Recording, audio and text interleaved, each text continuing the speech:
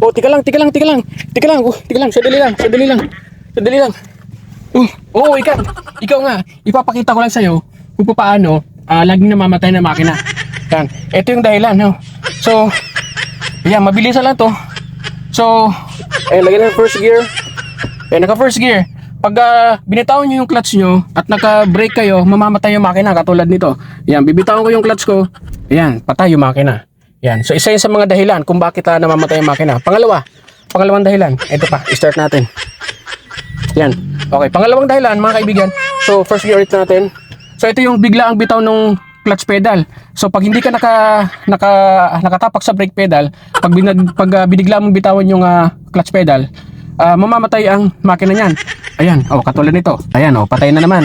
So, pangalawang dahilan yan. Pangatlong dahilan, mga kaibigan, kung bakit namamatay ng makina, start muna natin. Yan, start natin.